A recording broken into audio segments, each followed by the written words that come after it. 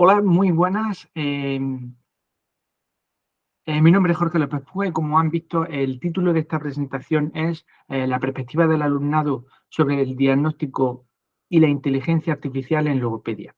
Como han visto en la presentación, vengo en representación también de la profesora Ana María Ruiz Unruano García y ella del Departamento de Psicología Evolutiva y de la Educación y un servidor del Departamento de Personalidad, Evaluación y Tratamiento Psicológico, ambos departamentos pertenecientes a la Universidad de Granada. Entonces, ¿qué es lo que hemos pretendido hacer con este trabajo? Pues con este trabajo, en primer lugar, ha sido aproximarnos a lo que piensan los alumnos de logopedia sobre la inteligencia artificial en el aspecto concreto del diagnóstico. Como bien sabemos, la inteligencia artificial está cada vez más eh, presente en muchas de las actividades cotidianas que desarrollamos eh, en nuestro entorno cercano. Eh, Cualquier uso de Internet posiblemente está vinculado al uso de la tecnología de la inteligencia artificial. Buscar las vacaciones, navegar buscando noticias o cualquier tipo de información está sujeta a esa herramienta derivada de la inteligencia artificial. Por ejemplo, Google eh, tuvo su origen en un concepto como buscador, me refiero a Google como buscador web, tuvo su origen en lo que hoy conocemos, bueno, lo que se conoce desde hace ya bastantes siglos como teoría de grafos y su estructura básicamente, y este tipo de estructura de herramientas se basan en este tipo de herramientas de la inteligencia artificial.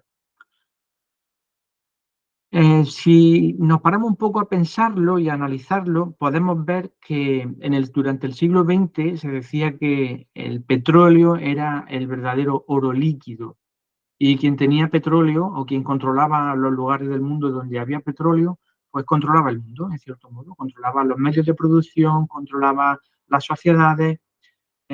Y hoy en día, en esta época en la que vivimos, pues parece ser que la información es ya no oro, sino diamantes, ¿no?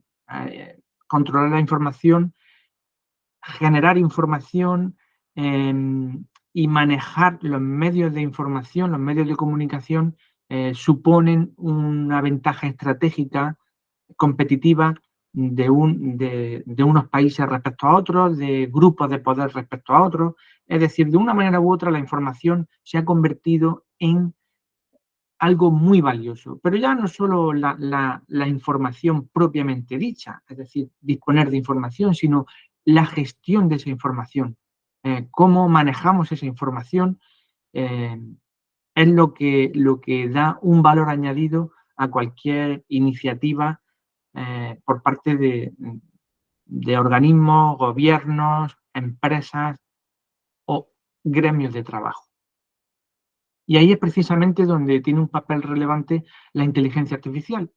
La inteligencia artificial o las herramientas que nos aporta la inteligencia artificial permiten gestionar, analizar y procesar información con unos propósitos concretos eh, y de unas maneras concretas, que es lo que está en tela de juicio en algunas situaciones. La era esta en la que nos desenvolvemos de información masiva, eh, pues impone que tengamos que utilizar o nos invita a que utilicemos herramientas de gestión de la información, de reducción de la información, y estas herramientas se mm, bueno, pues se han desarrollado o se siguen potenciando desde el seno de lo que conocemos como la inteligencia artificial. Mm, Ciertos expertos ven esta situación como una oportunidad para desarrollar estrategias útiles para la humanidad, otros expertos lo ven como un riesgo, como un riesgo potencial ante ciertas situaciones, y hay otros expertos que lo consideran como una amenaza literal, como una amenaza que puede poner en jaque nuestros sistemas de información y de gestión de la misma en muchos ámbitos de trabajo, desde el ámbito educativo, del ámbito de la salud, el ámbito de la gestión de los medios de transporte, etcétera, etcétera. ¿Qué fue lo que hicimos nosotros? Pues generar o plantear una serie de sesiones en las que los alumnos discutían sobre las ventajas y los inconvenientes de la inteligencia artificial. ¿Y qué fue lo que observamos?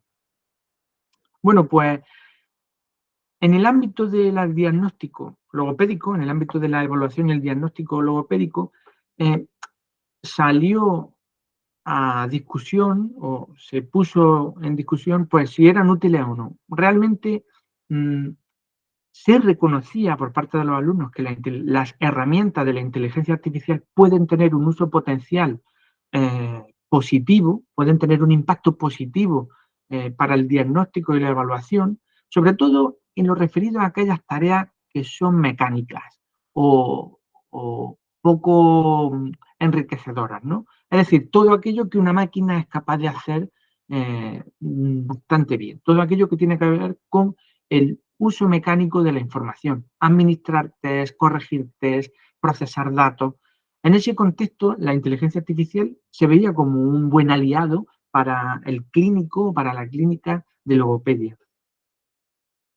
Sin embargo, también se percibía que en algunas situaciones o en algunos aspectos más de carácter humano, de un calado profundamente humano, se pensaba que la inteligencia artificial podía no ser lo suficientemente útil. Aquellas situaciones en las que el proceso de evaluación y diagnóstico requiriese cierto grado de, eh, cierto grado de empatía, cierto grado de humanidad, cierto grado de ética o de honestidad o bondad.